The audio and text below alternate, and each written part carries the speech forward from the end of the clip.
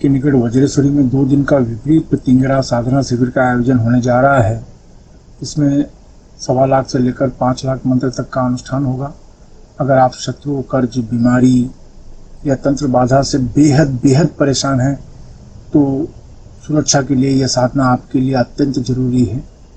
इस रोमांचक साधना को अगर आप सीखना चाहते हैं तो नीचे डिस्क्रिप्शन में लिंक दिया गया है, वहां से फॉर्म भर सकते हैं।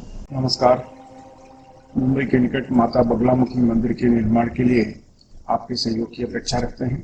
अगर आप सहयोग करना चाहते हैं तो पेटीएम, बैंक ट्रांसफर या यूपीआई से दान कर सकते हैं और ये दान इनकम टैक्स में आयकर धारा एटीजी के अंतर्गत टैक्स में छूट का लाभ ले सकते हैं। इसके बारे में अधिक जानकारी नीचे डिस्क्रिप्शन में दी गई है। नमस्कार, दिव्य योग आश्रम की तरफ से आपका हार्दिक स्वागत है। आज हम नारायण भैरव मंत्र की चर्चा करेंगे और जानने की कोशिश करेंगे कि इनकी साधना से मनुष्य जीवन भर क्यों सुखी रहता है। नारायण भैरव की चर्चा करते हैं तो इनके जो साधक होते हैं ये दानी किस्म के माने जाते हैं, क्योंकि इनके जीवन में किसी भी वस्तु की कमी नहीं रहती। इनकी साधना करने वाला जो उपासक होता है, इनके ऊपर माता कमला की हमेशा कृपा बनी रहती है। यानी आपको पता होगा 10 महाविद्या में से कमला महाविद्या मानी जाती हैं। इनको अगर प्रसन्न करना है तो नारायण भैरव की उपासना आपको करनी होगी। और जो नारायण भैरव के उपासक हैं उनके जीवन में किसी भी वस्तु की, किसी भी मनोकामना की पूर्ति न हो, ऐसा होता नहीं। अगर वो नौकरी कर रहे हैं तो नौकरी में उनकी पदोन्नति होती है। व्यापारी हैं तो उनके पास धन के स्रोत बढ़ने शुरू हो जाते हैं, नए नए लोग जुड़ने शुरू हो जाते हैं और दिनों दिन वो अपने क्षेत्र में सफल होने लगते हैं। नारायण भैरव के जो उपासक होते हैं उनका एक स्वभाव बन जाता है, वो किसी को भूखा नहीं देख सकते। किसी भी गरीब की मदद करने के लिए हमेशा तत्पर रहते हैं, दान करने के लिए हमेशा तैयार रहते हैं और उसके लिए बहुत कुछ करने लगते हैं।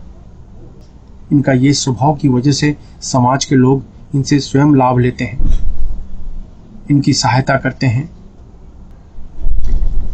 और ये जो साधक होते हैं इनका समाज में रुतबा होता है। समाज के लोग उनके इसी स्वभाव की वजह से उनको बहुत अहमियत देते हैं, बहुत मान सम्मान देते हैं। इनका व्यापारिक जीवन बहुत ही सफल माना जाता है और इनके पास एक से ज़्यादा व्यापार होते हैं। यानी इनके पास धन आने के जो स्रोत हैं कम से कम 3 स्रोतों से ज़्यादा होता है। यानी 3 मार्ग से धन इनको मिलता ही है और ये ज़्यादा भी हो सकता है। इसलिए धन के स्रोत इनके पास बहुत होते हैं, इसलिए ये दानी स्वभाव के बन जाते हैं। किसी भी व्यक्ति को मदद करना ये इनके स्वभाव में शामिल हो जाता है। कहने का अर्थ है जो नारायण भैरव के उपासक होते हैं वो एक प्रकार से दानी स्वभाव के हो जाते हैं, क्योंकि इनके जीवन में भगवान नारायण भैरव की कृपा तो होती ही है, माता कमला की भी कृपा इनके जीवन में होती है। इसकी वजह से इनके जीवन में सुख समृद्धि बढ़ती रहती है। एक मनुष्य को अपने जीवन में सुख प्राप्त करने के लिए क्या चाहिए होता है? साधारण गृहस्थ इंसान को अपने जीवन को सुखमय बनाने के लिए क्या चाहिए होता है? वो ये चाहता है कि उसका व्यापारिक जीवन बढ़े, व्यापारिक स्थिति बढ़े, उसकी आर्थिक स्थिति मजबूत हो, यही तो चाहता है।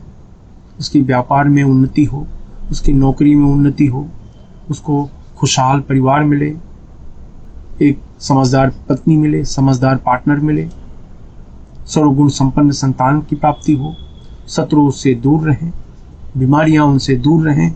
एक सुखमय जीवन को प्राप्त करने के लिए इन्हीं चीज़ों की जरूरत पड़ती है और ये सभी प्रकार के सुख नारायण भैरव की उपासना से मनुष्य को मिल जाते हैं। क्योंकि नारायण भैरव की उपासना से सिर्फ नारायण भैरव की ही नहीं, माता कमला की भी कृपा होने लगती है। और यही कारण है जो महाविद्या कमला के उपासक हैं, जब तक नारायण भैरव की साधना नहीं करते, माता कमला महाविद्या में सफलता प्राप्त नहीं कर पाते। वर्षों लगा दें लेकिन माता कमला की साधना में सफल नहीं हो पाते। लेकिन जब वो नारायण भैरव की साधना करते हैं तो उनको कमला साधना में सफलता मिलनी शुरू हो जाती है। आइए जानते हैं इनका अभ्यास कैसे करते हैं। ढेर डाले वस्तु पहन के किसी भी शांत कमरे में बैठ जाओ अगर आप जमीन पर नहीं बैठ सकते तो किसी कुर्सी पर या सोफे पर शांत होकर बैठ जाओ। बिस्तर में बैठने की कोशिश न करो। अपने सामने लाल कपड़ा बिछा लो, उसके ऊपर माता कमला की मूर्ति रखें या फोटो रखें। आपको इंटरनेट पर माता कमला की फोटो मिल जाएगी। उसके सामने 3 सुपारी रखें और 10 बार प्राणायाम करें। इस तरह से आगे चक्र को क्लिक करके आगे चक्र को पिंच करें, 10 बार प्राणायाम करें।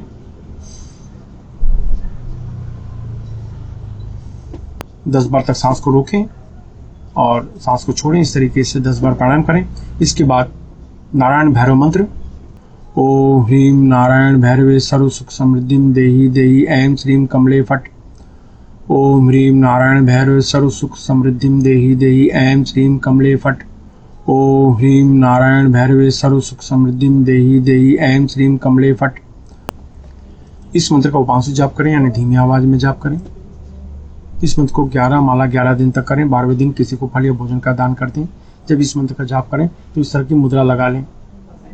इस मंत्र में जो माला होती है वो क्रिस्टल माला, स्फटिक की माला, मूंगा माला या कमल गट्टे की माला से इस मंत्र का जाप कर सकते हैं। माला से मंत्र का जाप करना है तो एक हाथ से यह मुद्रा लगा लें, एक हाथ से मंत्र का जाप करें। अगर माला के बिना आप मंत्र का जाप करना चाहते हैं तो आधे घंटे तक इस मंत्र का जाप करें 11 दिन। 12वें दिन किसी को फल या भोजन का दान कर दें। तो दोनों हाथ से ये मुद्रा लगाकर आधे घंटे तक मंत्र का जाप करें। इसके बाद आप महसूस करेंगे कि कुछ ही दिनों में आपके जीवन में कुछ परिवर्तन हो रहा है, ऐसा आपको आभास होगा। और इससे जो माता कमला के उपासक हैं, आप महसूस करेंगे कि माता कमला की साधना में अनुभव जल्दी जल्दी मिलने लगे हैं। यानी हर तरीके से लाभ ही लाभ मिलना शुरू हो जाता है। आप जानते हैं इनकी साधना को किसी भी शुक्रवार को, पूर्णिमा को, गुरु पुष्य नक्षत्र को इनकी साधना शुरू की जा सकती है। साधना करने का समय सूरज अस्त होने के बाद करें तो ज़्यादा उपयुक्त माना जाता है। अब जानते हैं साधना के नियम। अपनी पूरी श्रद्धा बनाए रखें। इस मंत्र को गृहस्थ सन्यासी कोई भी जप कर सकता है। इस अभ्यास में दीक्षा की जरूरत इसलिए नहीं होती क्योंकि आप अपने आगे चक्र पर ध्यान देकर मंत्र जपते हैं। इस मंत्र से शरीर में अत्यधिक गर्मी पैदा होती है, इसलिए ढीले ढाले वस्त्र पहनकर अभ्यास करें। महिलाओं को सम्मान दें। पति पत्नी अगर इस मंत्र का अभ्यास करें तो 10 गुना ज़्यादा लाभ मिलता है। अगर आप नौकरी कर रहे हैं, बेरोजगार हैं या आप विद्यार्थी हैं, गृहिणी हैं, तो इस मंत्र को पूरी दिशा की तरफ मुँह करके जपें। अगर आप व्यापार कर रहे हैं या कला के क्षेत्र में हैं तो इस मंत्र को पश्चिम दिशा की तरफ मुँह करके जपें। अगर आप लॉटरी, सट्टा, शेयर मार्केट से जुड़े हैं या बैंकिंग क्षेत्र, मेडिकल क्षेत्र, होटल के व्यवसाय के क्षेत्र में हैं तो इस मंत्र को उत्तर दिशा की तरफ मुँह करके जपें। अगर आप जमीन खरीदने बेचने का कार्य करते हैं, खेती का कार्य, कोयला, लोहा, चमड़ा तथा तेल के क्षेत्र में हैं या कोई ऐसा कार्य करते हैं जिसमें आपको ब्रोकरेज देना पड़े या लेना पड़े, यानी दलाली लेनी पड़े या देनी पड़े, तो इस मंत्र को दक्षिण दिशा की तरफ मुँह करके जपें। इस मंत्र का जाप 18 वर्ष के ऊपर कोई भी स्त्री पुरुष कर सकता है। याद रखें, जब भी आप कोई अच्छे कार्य की शुरुआत करते हैं या संकल्प करते हैं तुरंत कोई न कोई अड़चनें आनी शुरू हो जाती है, इसलिए प्रबल संकल्प के साथ अभ्यास करें। इस मंत्र का जाप सूर्यास्त के बाद करें तो लाभ ज़्यादा मिलेगा। धूम्रपान, मद्यपान, व्यसन, मांसाहार से बचें। ब्रह्मचर्य का सख्ती से पालन करें। मासिक धर्म की समस्या में महिलाएं 3 से 5 दिन का गैप करके फिर आगे कंटिन्यू कर सकती हैं। इस अभ्यास को किसी भी शांत कमरे में कर सकते हैं। अभ्यास समाप्त होने के बाद अश्विनी या वज्रोली मुद्रा अवश्य अपनाएं। यह मुद्रा आपको ब्रह्मचर्य का पालन करने में मदद करती है। अश्विनी या वज्रोली मुद्रा क्या है, यह जानने के लिए नीचे डिस्क्रिप्शन में लिंक दिया है, वहां से आप जानकारी प्राप्त कर सकते हैं। धन्यवाद।